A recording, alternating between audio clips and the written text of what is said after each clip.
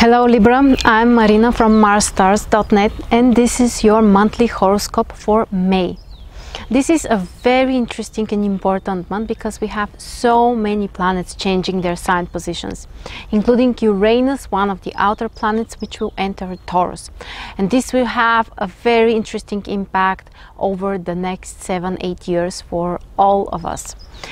Of course, we begin with the transit sun during this month, which will be in Taurus at the very beginning, and this is your 8th house. And this might be kind of a challenging period because 8th house is one of the houses related to difficult situations, critical situations, crisis and deep transformations. So you might be more introverted, you might be more sensitive than usual, you might be more suspicious with people, sometimes even more pessimistic. But at the same time, this is a great position if you would like to transform yourself or your life completely.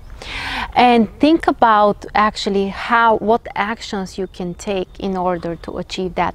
This is a great time for people who would like to invest in something, or also who would like to attract finances from other people, some kind of financial support or any kinds of resources.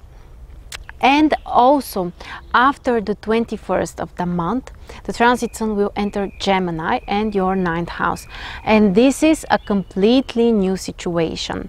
And I would say much more positive for you because 9th house is one of the most positive houses in the horoscope.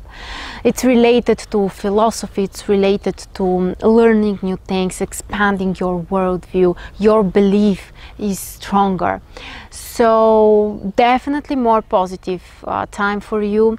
Also, you can concentrate more on your future goals, on anything that you want to achieve, and all you have to do is just, define exactly what you want, and after that start taking some actions.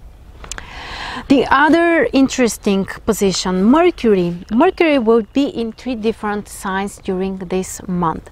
At the very beginning, it's still in Aries and your 7th house. You know that during the previous month we had Mercury retrograde again in Aries in your 7th house. So maybe some of your relationships were not very positive, or communication, or there were some issues with your partners. Now that Mercury is moving direct, but it's still in Aries in your 7th house, you can fix those problems and issues. You may find solutions and you might resolve things. So definitely more positive period for partnerships, negotiations, relationships, and generally connecting with other people. From the 13th of May, Mercury will enter Taurus and your 8th house. So this is also transit which can make you more introverted. So you may need to spend more time on your own. This is a great transit for people who need to investigate something, to make some kind of research, people who are scientists, people who need a very serious approach in their work, who are very analytical and need to find some solutions. This is a very harmonious position for those people. And in general, also this is time to be more practical in terms of financial issues, especially resources coming from other people. And at the very end of the month, the 29th, Mercury will enter your 9th house. Mercury will enter your 9th house and will stay there for a couple of weeks. And this is a great time also for traveling, for new plans and ideas. Think about the future, plan the future, anything related to foreign countries, foreigners, connections with foreigners, business with foreigners, new information. So very productive. And also don't forget that Mercury will make trine with your own sign. Mercury is in Gemini in your 9th house, which is very supportive for opening up to other people, connecting, communicating and enjoying those experiences. And speaking of enjoying things, also Venus is in Gemini in your 9th house at the beginning of the month. So communication with foreigners is very nice for you. Traveling might be very pleasant, especially traveling for entertainment, just for fun. Learning new things, enjoying those experiences, enjoying planning the future is also really positive during the transit. Greenness is in your 9th house. And from the 19th of the month, Venus will enter Cancer and your 10th house, which is great news for your career.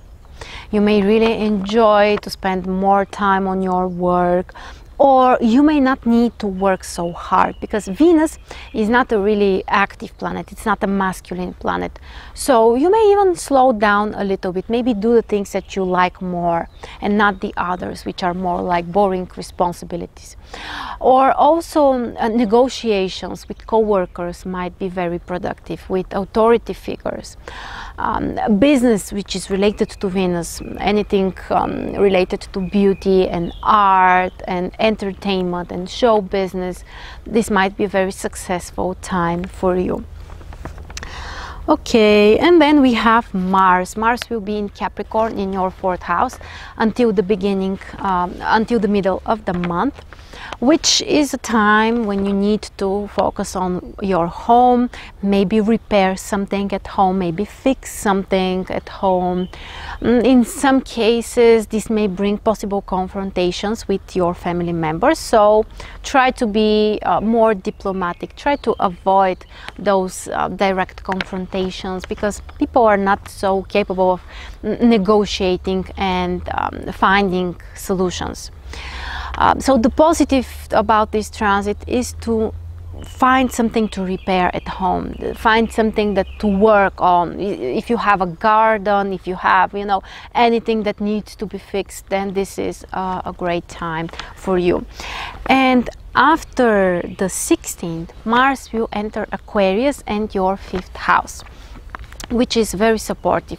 Mars will make trine with your own sign, so you may really focus more on your passions, on the things that you love doing, that you really enjoy, and take concrete actions.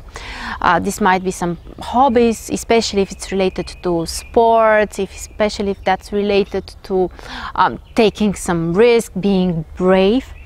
One of the worst manifestations is gambling. People who have such interests and tendencies, in some cases they may have this position in their natal chart, but when Mars and 5th house are connected in a challenging way, this might be the time when you are taking too big risks, unnecessary risks, including gambling. But of course, the positive side is about personal life, about your romantic life, asking out something that you're interested in, being really passionate about any relationship or your romantic life, your romantic partner in general, and of course your children. You can do something together for your child, or you know, find a way to help them in some way.